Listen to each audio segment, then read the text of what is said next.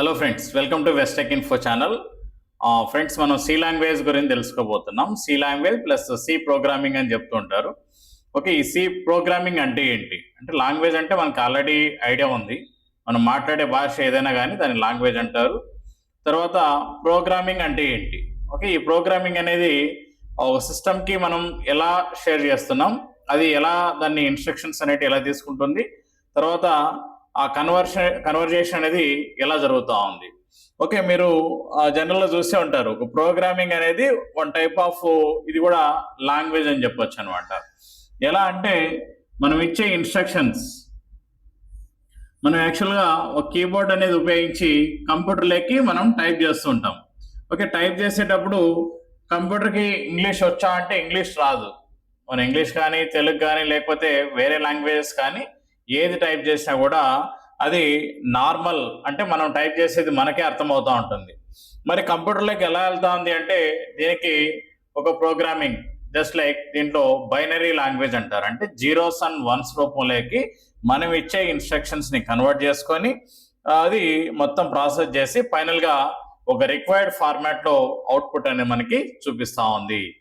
Okay, మనం ఇచ్చే programming ఏదైనా కావచ్చు. ఫర్ ఎగ్జాంపుల్, మీరు రోబో మూవీ చూశారనుకోండి. ఆ రోబో మూవీలో ఒక చిప్ అనేది ఉంటుంది.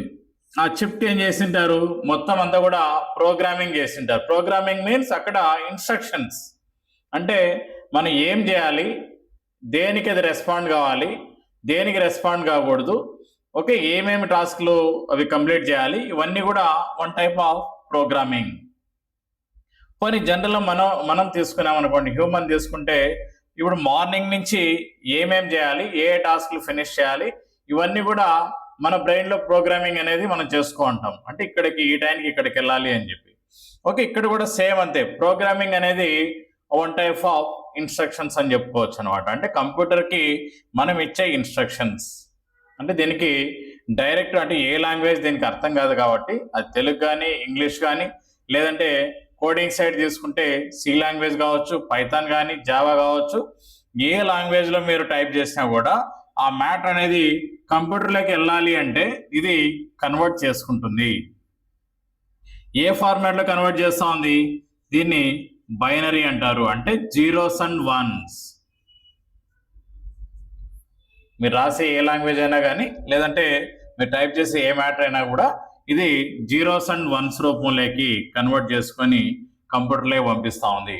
కంప్యూటర్లోకి అంటే సిపియూలోకి వెళ్తూ ఉంది. వెళ్ళిన తర్వాత మొత్తం అంతా ప్రాసెస్ జరిగి అంటే ఒక రిక్వైర్డ్ ఫార్మాట్లో యూజర్కి అర్థమయ్యే భాషలోకి కన్వర్ట్ చేసి మళ్ళీ పంపిస్తూ ఉంది. ఇక్కడ ఇదంతా కూడా ఇంత ప్రాసెస్ జరుగుతూ ఉంది. దీన్ని ఫ్లో ఆఫ్ ప్రాసెసింగ్ అని చెప్పుకోవచ్చు అనమాట. ఓకే, దీంట్లో ఏముంటాయంటే కంపైలర్ అండ్ ఇంటర్ప్రిటర్ అని రెండు ఆప్షన్స్ ఉంటాయి. కంపైలర్ అండ్ ఇంటర్ప్రిటర్ ఏం చేస్తాయి ఇవి అంటే, మీరు ఇచ్చిన దాన్ని ఏదైతే ఉందో, మీరు ఏదైతే టైప్ చేసిండారో దాన్ని తర్జుమా చేస్తుంది, అంటే ట్రాన్స్లేట్ చేస్తుంది అనమాట. ఎలా ట్రాన్స్లేట్ చేస్తుంది, మీకు అర్థమయ్యే భాషనండి సిస్టమ్కి అర్థమయ్యే భాషలోకి మొత్తం ట్రాన్స్లేషన్ చేసి అవతల అవుట్పుట్ చూపించడానికి ఇవి హెల్ప్ అవుతూ ఉంటాయి. ఓకే, దీన్ని ప్రోగ్రామింగ్ అంటారు. ఓకే, ఇప్పుడు మనం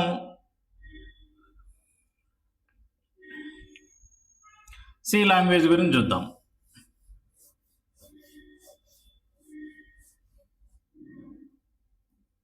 ఓకే, సి లాంగ్వేజ్ గురించి తెలుసుకునే ముందు ఫస్ట్ లాంగ్వేజ్ అంటే ఏంటి? ఓకే, ప్రోగ్రామింగ్ అనేది ఇన్స్ట్రక్షన్స్ అన్నాం. మరి లాంగ్వేజ్ అంటే ఏంటి? లాంగ్వేజ్ మీన్స్ భాష.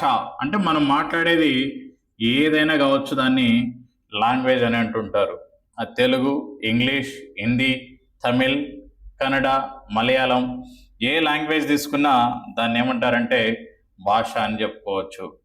మరి ఇది డైరెక్ట్ మనకైతే మన లోకల్ అంటే మనం మాట్లాడే సరౌండింగ్స్ వరకు మనకు నీట్గా అర్థమవుతా ఉంది. మరి అదే మనం వేరే స్టేట్స్కి వెళ్ళామనుకోండి, అక్కడ వాళ్ళకి తెలుగు రాదు లేదంటే ఇంగ్లీష్ రాదు అనుకోండి, వాళ్ళకి తెలిసింది ఒకే లాంగ్వేజ్, ఏదో అక్కడ ఒక లోకల్ లాంగ్వేజ్ అయితే తెలిసి ఉంటుంది. మరి మీరు అప్పుడు ఏం చేస్తారు, మీరు మాట్లాడే భాష ఏదైతే ఉందో అవతల వాళ్ళకి కన్వే చేయాలంటే వాళ్ళకి అర్థమయ్యేటట్టు మనం మాట్లాడాలి అంటే మీరు ఒక ట్రాన్స్లేటర్ని యూజ్ చేసుకుంటారు. అంటే ఎవరైనా రెండు భాషలు తెలిసిన వాడిని మీరు మీడియేటర్ లేదంటే ఒక ట్రాన్స్లేటర్ని పెట్టుకొని మీరు మాట్లాడిన భాషని ఇతను ఏం చేస్తాడు, ట్రాన్స్లేట్ చేసి వాళ్ళ భాషలోకి కన్వర్ట్ చేస్తుంటాడు. ఓకే, అంటే ఒక లాంగ్వేజ్ అనేది ఇలా ఫ్లో అనేది ఇలా జరుగుతుంది అనమాట దీనికైతే.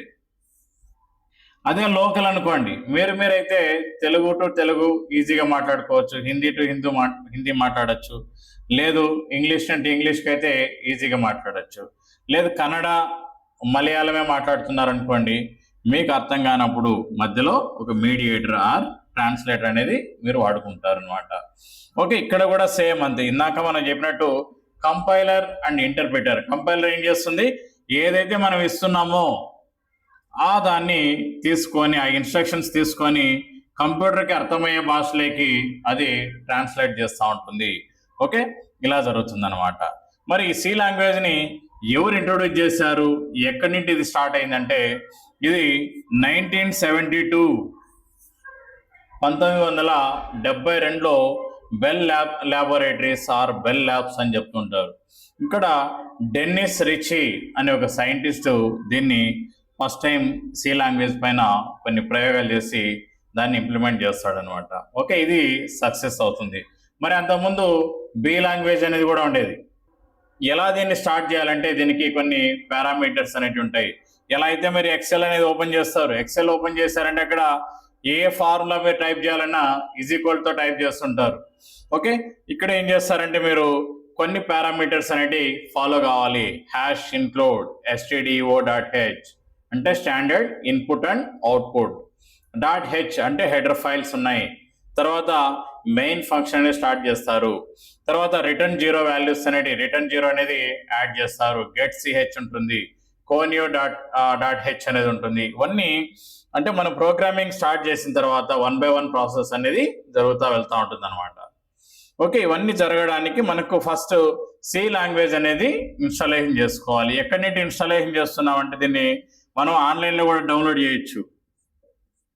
సి లాంగ్వేజ్ అని మీరు టైప్ చేసి దీన్ని .exe ఫైల్ని మీరు డౌన్లోడ్ చేసుకోవచ్చు. డౌన్లోడ్ చేసుకున్న తర్వాత అక్కడి నుంచి మీరు ప్రోగ్రామింగ్ అనేది స్టార్ట్ చేయొచ్చు అనమాట. అంటే ఇది ఎక్కడ ఇన్స్టాల్ అవుతుంది, సి డ్రైవ్లో ప్రోగ్రామ్ ఫైల్స్లో అది ఇన్స్టాల్ అవుతుంది. ఆ పాత్లోకి వెళ్ళి మీరు అక్కడి నుండి అయినా సి డ్రైవ్ ఈ సి లాంగ్వేజ్ సికి సంబంధించిన ఐకాన్ని డబుల్ క్లిక్ ఇచ్చి ఓపెన్ చేయొచ్చు. లేదంటే డెస్క్టాప్ పైన ఈ సి అనే ఐకాన్ ఉంటుంది, దీనిపైన డబుల్ క్లిక్ ఇచ్చి కూడా మీరు ఓపెన్ చేసుకోవచ్చు. ఇన్ కేస్ ఇది ఇలా లేదనుకోండి మన దగ్గర, నెక్స్ట్ రెండో ఆప్షన్ వచ్చి కోడ్ బ్లాక్స్ అని ఇంకొకటి ఉంటుంది అనమాట. అంటే సాఫ్ట్వేర్ అనేది రెండో రకం, అది సి కోడ్ బ్లాక్స్ అంటారు. ఓకే, ఇందులోకి వెళ్ళి కూడా మనం ఈ సి లాంగ్వేజ్ని రన్ చేయొచ్చు. లేదు మనకి ఈ రెండు సాఫ్ట్వేర్లు మనకు అవైలబిలిటీలో లేవు అనుకుంటే మీరేం చేస్తారంటే ఆన్లైన్లో అంటే గూగుల్లో సెర్చ్ చేస్తారు, పైన సెర్చ్ బాక్స్లో ఆన్లైన్ కంపైలర్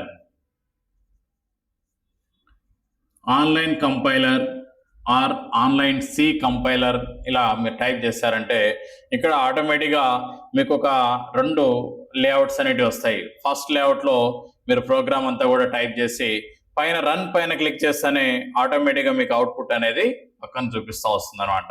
ఓకే, ఇలా కూడా చేయొచ్చు. లేదు C++లో కూడా మీరు ఈ సి లాంగ్వేజ్ రిలేటెడ్ ఫైల్ని మీరు రన్ చేయొచ్చు అనమాట. ఓకే, దీనికి అవుట్పుట్ చూడాలి అనుకుంటే ఫస్ట్ మీరు ఏం చేయాలి, అంతకుముందే మనం ఇందాక చెప్పాను నేను, ట్రాన్స్లేషన్ అనేది ఇంపార్టెంట్. Alt F9 అనేది ప్రెస్ చేస్తారు. Alt F9 మీన్స్ కంపైల్, అంటే కంపైల్ చేయడం. అంటే మేము టైప్ చేసిన డేటాని నువ్వు కంప్యూటర్కి అర్థమయ్యే భాషలోకి ట్రాన్స్లేట్ చేయి అని చెప్పి ఒక ఇన్స్ట్రక్షన్స్ అనేవి మనం ఇస్తున్నాం. దానికి Alt F9 ప్రెస్ చేస్తారు. Alt F9 ప్రెస్ చేస్తానే ఆటోమేటిక్గా మీరు టైప్ చేసిన ఏదైతే మీకు హ్యూమన్ అండర్స్టాండబుల్ లాంగ్వేజ్ నుంచి కంప్యూటర్ అండర్స్టాండబుల్ లాంగ్వేజ్లోకి చేంజ్ అయిపోతుంది. ఇప్పుడు మళ్ళీ మీరు అవుట్పుట్ చూడాలి అంటే Ctrl+F9 అనేది ప్రెస్ చేస్తారనమాట. Ctrl+F9 అనేది ప్రెస్ చేసి దాని అవుట్పుట్ అనేది అక్కడ చూడొచ్చు మనం. ఓకే, దీంట్లో ఏంటి మిగతా సాఫ్ట్వేర్స్కి దీనికి ఉన్న డిఫరెన్స్ అంటే ఇక్కడ మీరు ఎంటర్ చేసిన డేటా ఏది కనిపించదు, ఓన్లీ printf అనేది అక్కడ మీరు ఏదైతే టైప్ చేసింటారో ఆ ప్రింట్ఎఫ్ లో ఏదైతే మీరు టైప్ చేస్తుంటారో ఆ ప్రింట్ చేసిన ఆ డాక్యుమెంట్ ఆ ఏరియా మాత్రమే మీకు అవుట్పుట్ అనేది చూపిస్తూ ఉంటుంది. అంటే మీకు ఏది కావాలనో అది మాత్రమే అవుట్పుట్ వస్తుంది అనమాట. ఆ రిమైనింగ్ పైన ఉంటాయి చూడండి, హ్యాష్ ఇన్క్లూడ్ అని, stdio.h అని, మెయిన్ అని, ఓపెన్ బ్రాకెట్, తర్వాత లాస్ట్ లో క్లోజ్ బ్రాకెట్స్ కానీ, రిటర్న్ 0 కానీ, ఓకే, సెమీకోలన్ కానీ ఏది కనిపించదు ఇక్కడ. ఓన్లీ నువ్వు ఏదైతే మిడిల్లో నువ్వు ఎంటర్ చేస్తుంటావో ప్రింట్ఎఫ్ అని కొట్టి మనకు మిడిల్ అంటే బ్రాకెట్స్లలో నువ్వు ఏదైతే టైప్ చేస్తుంటావో ఆ అవుట్పుట్ మాత్రమే నీకు చూపిస్తూ ఉంటుంది. ఓకే, ఇది దీని బేసిక్ ఇంట్రొడక్షన్ అని చెప్పుకోవచ్చు అనమాట.